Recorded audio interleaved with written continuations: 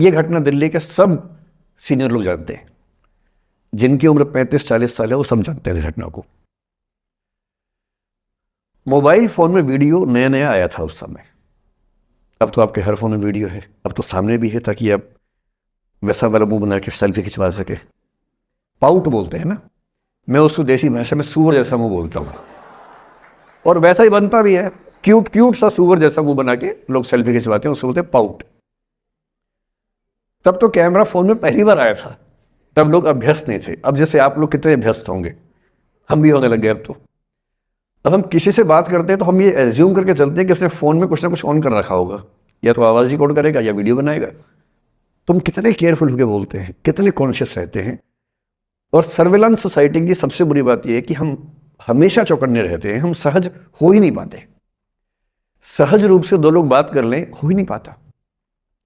तो मैं तो अपने ऑफिस में कई बार ऐसा करता हूं, जब हम 3-4 लोग बैठते हैं इनफॉर्मल बातचीत के लिए, हम सब अपना अपना फोन कमरे के बाहर छोड़ के आ जाते हैं, फिर 2 घंटे बात करते हैं, इस भय से मुक्त होके कि कहीं कोई रिकॉर्ड तो नहीं कर रहा। ये हालत है आज की। उस जमाने में तो फोन थे। मोबाइल फोन आया था भारत में लगभग 1995 के आसपास पहली बार। बड़ा महंगा था, 16 रुपये प्रति मिनट इनकमिंग, 16 रुपये प्रति मिनट आउटगोइंग, ये रेट से उस समय। और फोन वो थे जिनसे आप कील भी ठोक सकते हैं, वैसे वाले फोन थे, बटन वाले फोन थे, नोकिया एक कंपनी थी, उसके फोन हुआ करते थे। उसके 4-5 साल के बाद क्या हुआ, पहली बार किसी कंपनी ने फोन में कैमरा लगा दिया। ये बात उस समय के लोग नहीं समझते थे। जब भी नई तकनीक आती है उसको समझने में टाइम लगता है। जो पहले समझते हैं फायदा उठा लेते हैं, जो थोड़ा लेट समझते हैं वो उसका नुकसान उठाते हैं। उस समय दिल्ली के एक प्रसिद्ध स्कूल में 11वीं-12वीं क्लास के 2 बच्चों में आपस में कोई रिलेशनशिप रही होगी। वो दोनों किसी ऐसी सिचुएशन में थे जो सिचुएशन बहुत ही प्राइवेट किस्म की थी, बहुत निजी किस्म की थी, जिसको पब्लिक नहीं कर सकते। कुछ फिजिकल रिलेशनशिप जैसा मामला था। उस दुष्ट लड़के ने लड़कों के इतिहास को कलंकित, लड़कों का इतिहास वैसे भी कलंकित ज्यादा है, उसे और कलंकित करते हुए उस पूरे सिचुएशन का वीडियो बना लिया। ऐसे मामलों में दुर्भाग्य है, मैं लड़का हूं इसलिए लड़के पवित्र थोड़ा ना हो जाएंगे, लड़का है इतिहास कलंकित तो है, उसका वीडियो बना लिया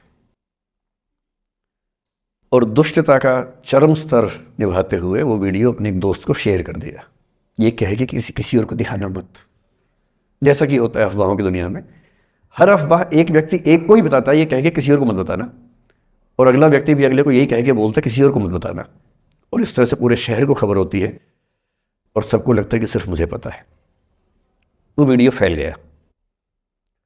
नए नए फोन आए थे, पर वो फोन कम लोगों के पास थे, कैमरे वाले फोन। तो फोन से कितना फैलता, ज्यादा नहीं फैला।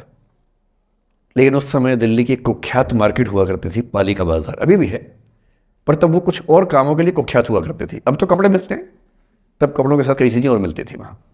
जैसे गंदी फिल्मों की सीडी चाहिए हो तो वहां मिलती थी, ग्रे मार्केट में, चोरी छिपे।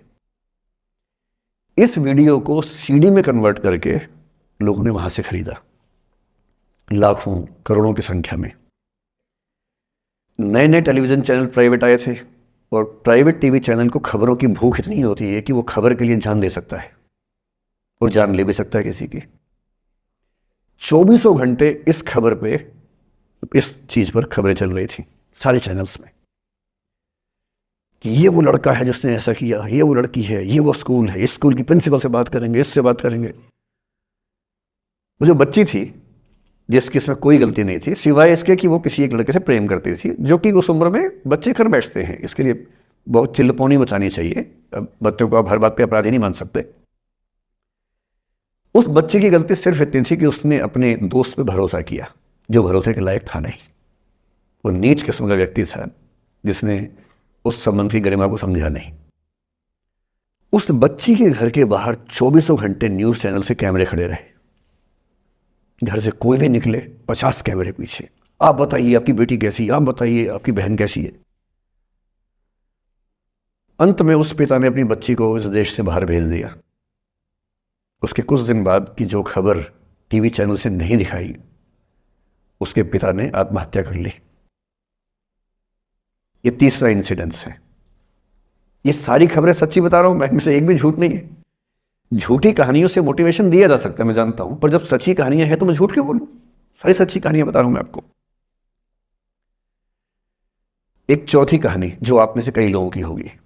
मेरा एक स्टूडेंट है, सिविल सर्वेंट है, सीनियर लेवल पे है, करीब 40 साल का है। उसने आज तक शादी नहीं की। क्या उसकी शादी करने की इच्छा नहीं थी? पूरी इच्छा थी। फिर क्यों शादी नहीं की? भाई कुछ लोग तो होते हैं कि शादी करनी ही नहीं, कोई मिशन है, योगी जी है, मोदी जी है, ठीक है, उनका तो मिशन है, ममता जी है, उनका मिशन है। पर जिसका जीवन में ऐसा कोई मिशन नहीं है और जिसको प्रेम करने का मन भी करता हो, वो तो शादी करता है आमतौर पे।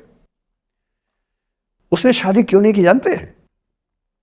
जब वो 25-26 की उम्र में था, जब वो मेरा विद्यार्थी भी था, एक दिन मेरे पास आके बोला कि सर एक बात करना चाहता हूँ। मुझसे मेरे स्टूडेंट्स ऐसी बातें खूब करते हैं पर्सनली आके, अब तो मैं टाइम कम दे पाता हूँ, पहले तो ये सब होता रहता था क्लास के अलावा। एकदम रोता हुआ आया, आंखों में आंसू भरे हुए बहुत सारे। अरे क्या हो गया भाई? तो फिर उसने किसी का नाम बताया कि सर वो है मेरी स्टूडेंट थी, कि सर उसके साथ रिलेशनशिप थी, उसने धोखा दिया है मुझे। अच्छा, धोखा देने वाली कहानियाँ मुझे बहुत अपील नहीं करती। मेरा मानना है कि दोनों पक्षों की गलतियाँ होती हैं। आप केवल अपने पर्सपेक्टिव से सोच सोच के धोखा करते रहते हैं, ऐसा थोड़ा ना होता है भाई। कुछ तो मजबूरियाँ रही होंगी, कोई यूं ही बेवफा नहीं होता, कुछ तो वजह होगी ना। आप थोड़ा उसकी वजह, उसका भी तो, उसकी कहानी भी तो सुनिए। और मैं जब जब दोनों कहानियां सुनता हूं मुझे लगता है कि मामला ग्रे है। आप किसी एक पे उंगली उठा ही नहीं सकते किसने ऐसा किया, दोनों की गलतियां होती हैं, ऐसा थोड़ा ना कि एक की होती है। बहरहाल इन भाई साहब को ऐसा लगा कि धोखा हो गया उनके साथ, तो मैंने कहा चलो कोई बात नहीं यार, हो गया तो हो गया, तू नहीं कोई और सही, ऐसा क्या है। इतनी बड़ी दुनिया है, 8 अरब की आबादी अब है, उस समय भी 6-7 अरब तो थी। मैंने कहा 3.5 अरब 350 करोड़ में कोई तो होगी तुम्हारे लिए, ऐसा क्या है, कोई और देखेंगे। पर वो थोड़ा ज्यादा सेंटिमेंटल था उस समय। धीरे धीरे पता नहीं उसके मन में क्या बैठ गया, उसके मन में ये बैठा कि दुनिया की सारी लड़कियां धोखेबाज होती हैं। ऐसे मूर्खों की कमी नहीं है दुनिया में, ऐसे बहुत मूर्ख हैं। दर्शन की दुनिया में इसे अवैध सामान्यीकरण कहते हैं, इलिसिट जनरलाइजेशन। इसका मतलब बहुत छोटे सैंपल के बेस पे ये समझ लेना कि ये थियरी पूरे ब्रह्मांड पर लागू होती है। एक लड़की ने धोखा दिया, मान लीजिए धोखा दिया, धोखा इसने दिया कि उसने दिया कि किसी ने दिया, जो भी कहानी हो, एक सैंपल से ये मान लेना कि सब ऐसे होते हैं। और उसके बाद से उसने कम से कम 10 बार कोशिश की, 10 लोगों से मिला, बातचीत की शादी के लिए। डेटिंग तो क्या करेगा 40 की उम्र में, लेकिन हाँ बातचीत करके देखा कि शायद रुचियाँ मिल जाएं, स्वभाव मिल जाए तो शादी के बारे में सोचें। हर बार 3-4-5 मीटिंग के बाद वापस हट जाता है। अब तो मैंने पूछना बंद कर दिया है। जब तक मैं पूछता था, बोलता था कि सर 3-4 मीटिंग के बाद लगता है कि ये भी वैसी ही है। मैंने कहा भूल जाओ भाई, उसे भूल जाओ, बात खत्म हो गई। उसके बच्चे घूम रहे हैं आजकल स्कूल में, अब तुम कम से कम शादी तो कर लो। वो भाई साहब आज तक अकेले हैं, और अब तो बाजार में मूल्य भी कम हो गया उनका, अब विकल्प भी ज़्यादा नहीं मिलते हैं। अब जो विकल्प मिल रहे हैं वहाँ उसकी रुचि और कम हो गई है। तो पूरी संभावना है कि वो जीवन अकेले ही गुजरेगा अब उसका। एक अंतिम एग्जाम्पल देके फिर मैं निष्कर्ष की तरफ बढ़ूंगा।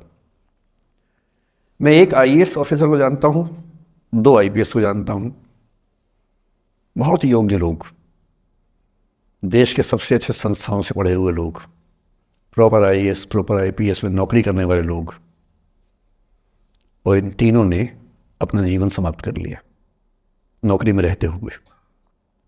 क्यों? क्योंकि नौकरी और घरेलू जो दुविधाएं थी उनको झेल नहीं पा रहे थे, ना झेल पा रहे थे, ना भूल पा रहे थे।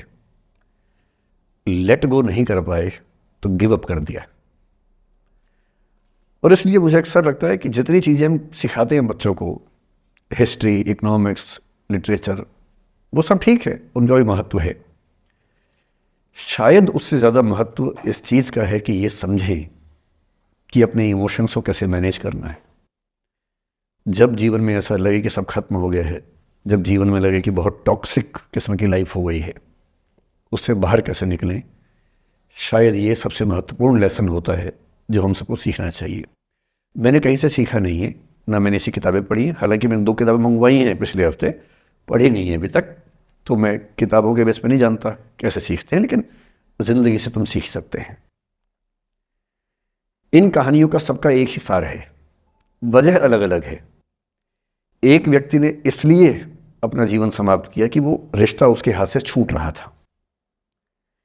एक ने इसलिए जीवन समाप्त किया कि ये रिश्ता बन गया था पर समाज के दबाव, घर के दबाव मैनेज नहीं कर पाए। एक ने जिंदगी भर शादी नहीं की सिर्फ इसलिए कि वो पुरानी यादों को भूल नहीं पाया। अरे एक बार गलती हो गई तो हो गई, आगे तो संभावना जीवन में है भाई, क्यों इतना हावी रखना उसी दिमाग के ऊपर।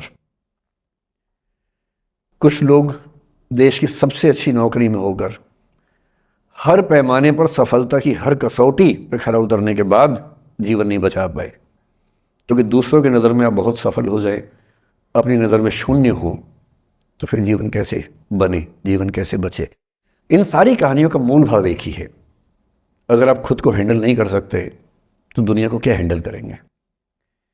दुनिया को हैंडल करने से पहले खुद को हैंडल करना सीखना पड़ता है, और उसका सबसे आसान जो रामबाण उपाय है उसको बोलते हैं द आर्ट ऑफ लेटिंग गो, जाने दो।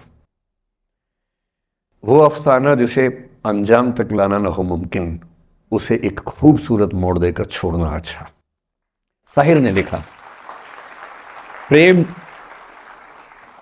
की दुनिया के बारे में साहिर से अच्छा कौन लिखेगा। तारुफ समझते, तारुफ ना परिचय, इंट्रोडक्शन। कहते तारुफ रोग बन जाए तो उसको भूलना बेहतर।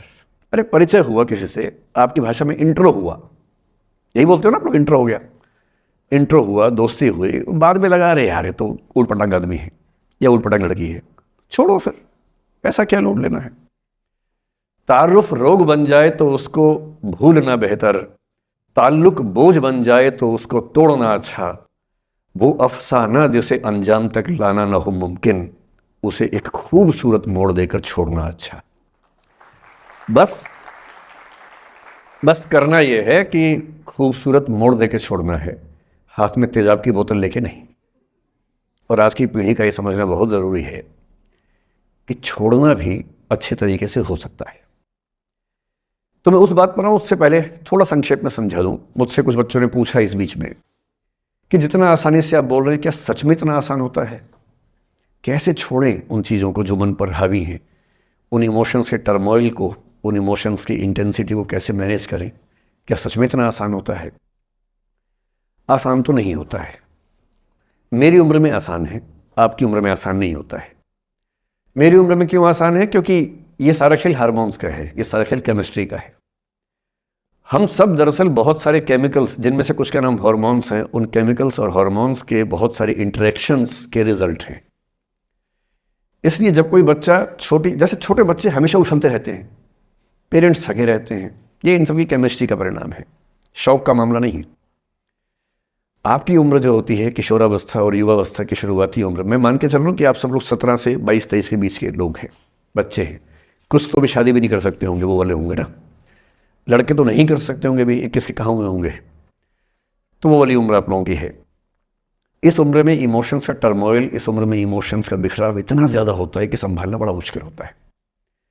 जैसे जैसे आप मैच्योर होंगे, बड़े होंगे, बूढ़े होंगे, बूढ़े और मैच्योर काफ़ी हद तक समानार्थक शब्द होते हैं। बूढ़ा आदमी आमतौर पर मैच्योर हो ही जाता है, और जो मैच्योर हो जाता है उसको लोग बुढ़ा ही बोलते हैं, चाहे वो दोस्त हो आपका। तो मैच्योर होने के बाद मैच्योरिटी के कई लक्षण हैं, 10-20 लक्षण, उनमें से एक ये है कि आपके इमोशंस में इंटेंसिटी उतनी नहीं रह जाती जितनी बचपन में होती है। मसलन कोई आपका दोस्त आपसे कुछ खराब कह दे, आप 3-4 घंटे बेचैन रहेंगे, बार बार मैसेज टाइप करेंगे, फिर डिलीट करेंगे, फिर टाइप डिलीट, वो भी टाइप डिलीट चल रहा है। एक दिन हो गया बात हुए, ना वो पढ़ पा रहे हैं ना आप पढ़ पा रहे हैं, बेचैनी चरम पे है। अब इतना ही मामला है, नाक का सवाल है कि पहले कौन झुकेगा। सारे संबंधों में स्तर इसी बात से तय होता है कि पहले कौन झुकेगा, और जो एक आध बार झुक गया वो जिंदगी भर झुकता है उसके बाद। इससे लोग शुरू में बहुत केयरफुल होते हैं कि झुकना नहीं है। 3-4 ज्ञानी पीछे बैठे ही होते हैं कि नहीं झुकना नहीं है, वो झुकेगा, वो झुकेगी, तू क्यों झुकेगा।